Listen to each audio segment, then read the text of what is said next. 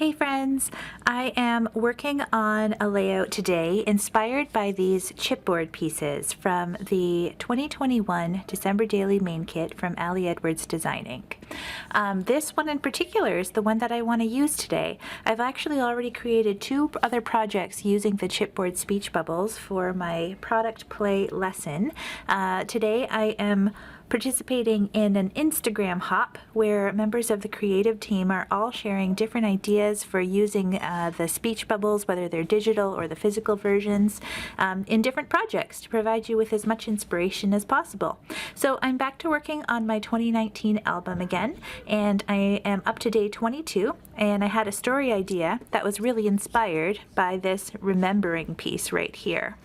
The thing that I thought about doing is taking a look back at December 22nd pictures from past years over the last 10 years and being able to include those stories in my album.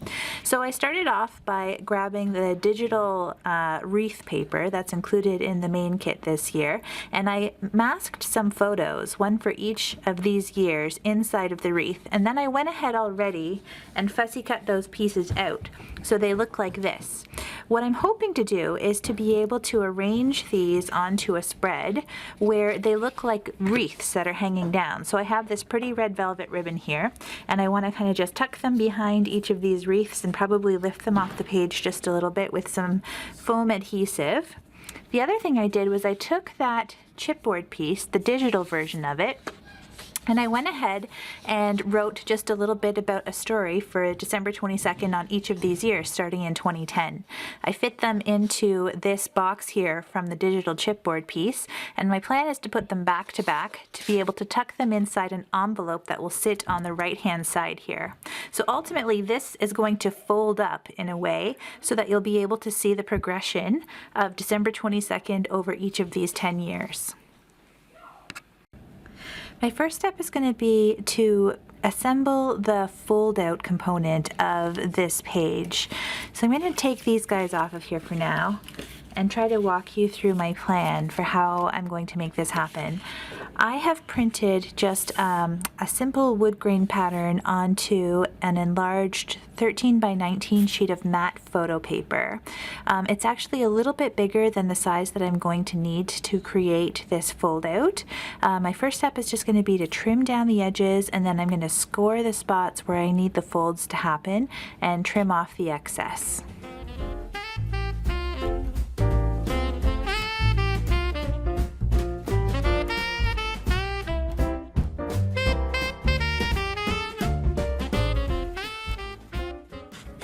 This page is ultimately going to go on the left-hand side of my album here.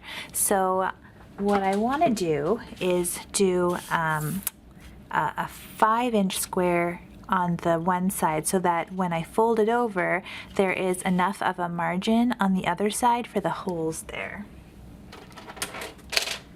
I'm just grabbing my scoring board to help me along. And I'm going to make the first mark here at 5 inches.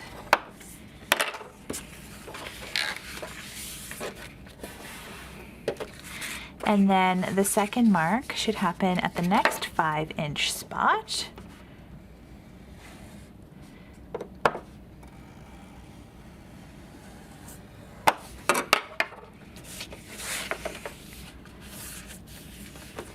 These should line up on top of each other here. And then the cut will happen in around the 7-inch mark because this is going to fit across a 7 by 8.25 inch spread.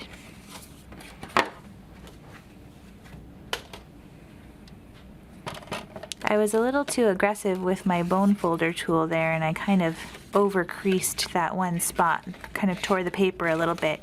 I'm going to see if I can make this work or if I need to reprint a new page for myself. I think it will be fine. I might be able to cover it up with some ribbon or one of the wreaths.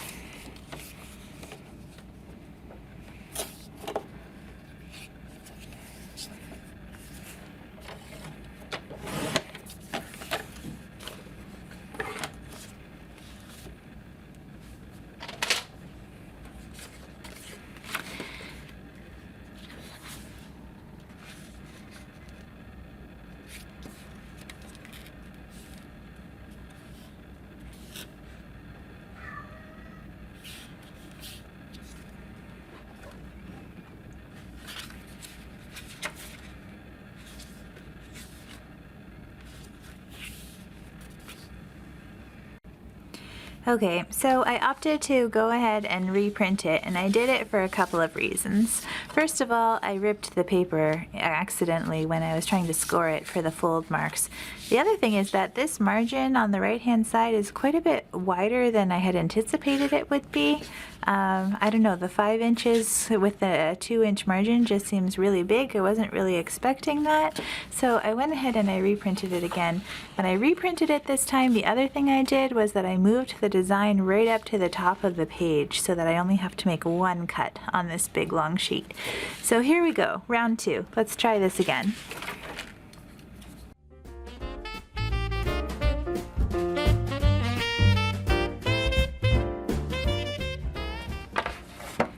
Okay, so if I have done this math correctly, I should still be able to fit in a 6-inch little fold over. So that'll be 6 inches for the flap on the one side. It'll be another 6 inches for the next flap. And then that's 12 inches. There should be 7 inches left of the 13 by 19 paper, which is the width that I want for this little fold open booklet here.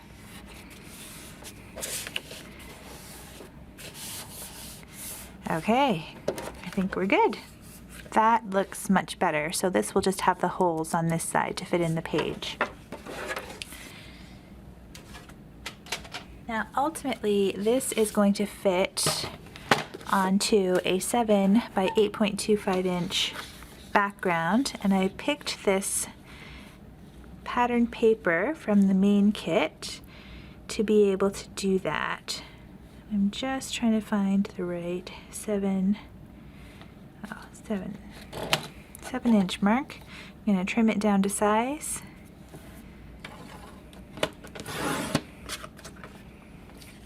By 8.25. And it is already the right height, which is perfect.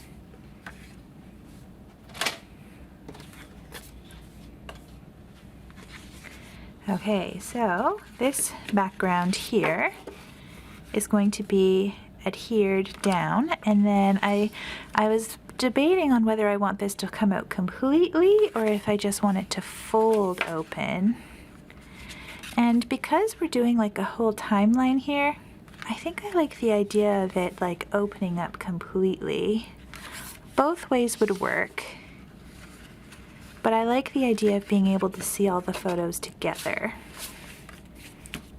And it might give me a bit more flexibility in terms of when I want to attach those wreaths on there. Okay, so that's decided for me then. I'm just gonna grab some rolling adhesive and stick this down onto my background page here.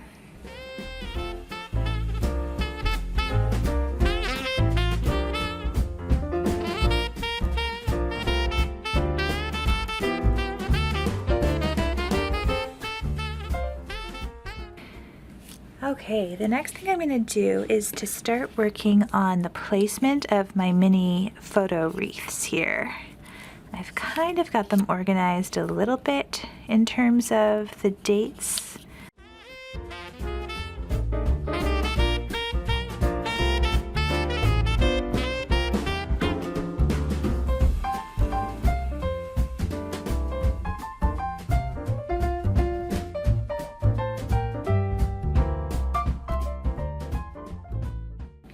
Now, the other thing that I've done, and I'm trying to just think for a minute here about what the best way is to attach these, is that I've just typed out the year numbers with the typewriter font, the Remington Noiseless, and I want to make them into little strips or little tags to be able to put them somewhere to match up with their photo from that year.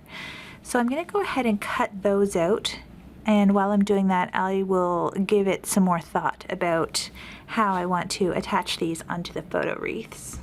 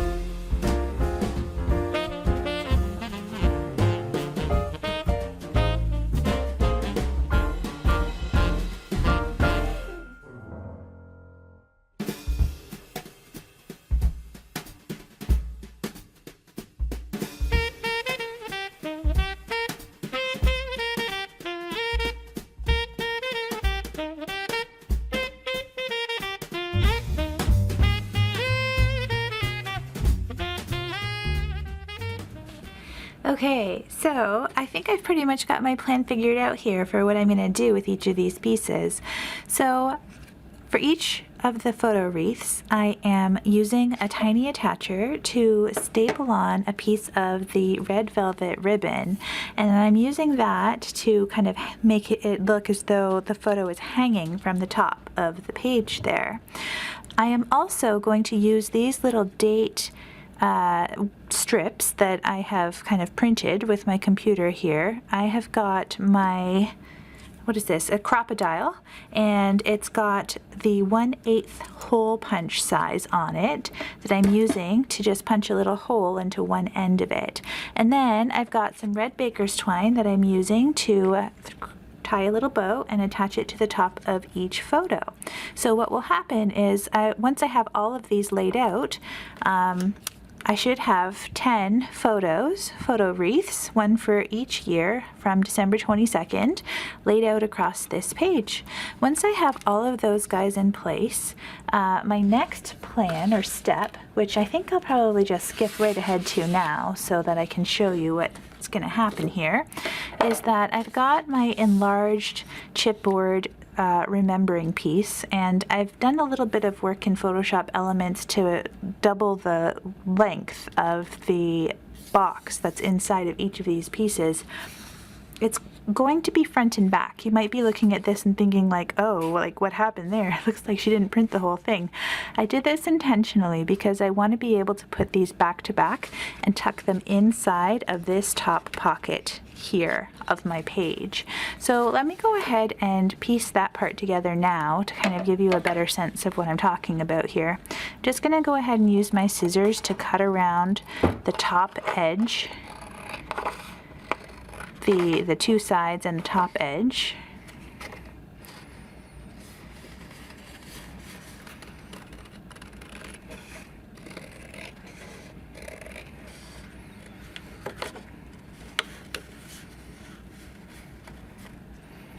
Making a terrible mess with all of the stuff on my table here. Okay.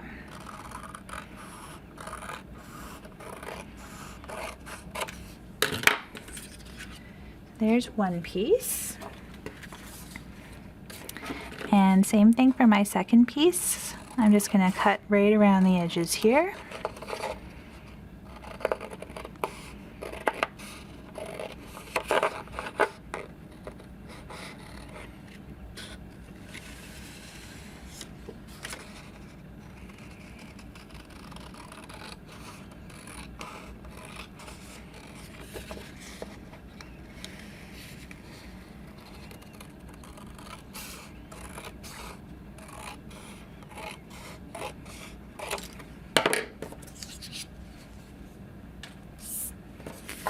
Okay, so I'm going to go ahead and just put some adhesive on the backs.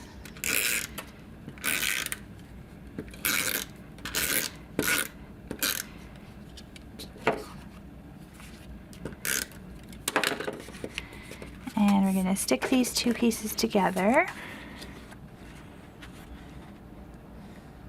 And I'll line them up as best as I can, but they don't need to be completely perfect. I can definitely still do a bit of tidying up with the cutting here once I've got them together.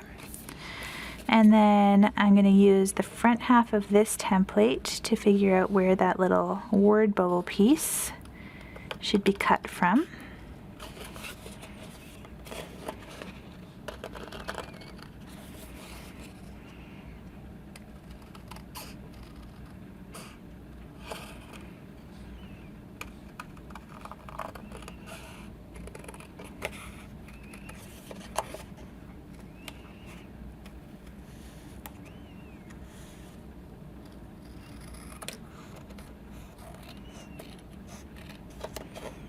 Going to clean up around the corner edges here as best as I can anyway.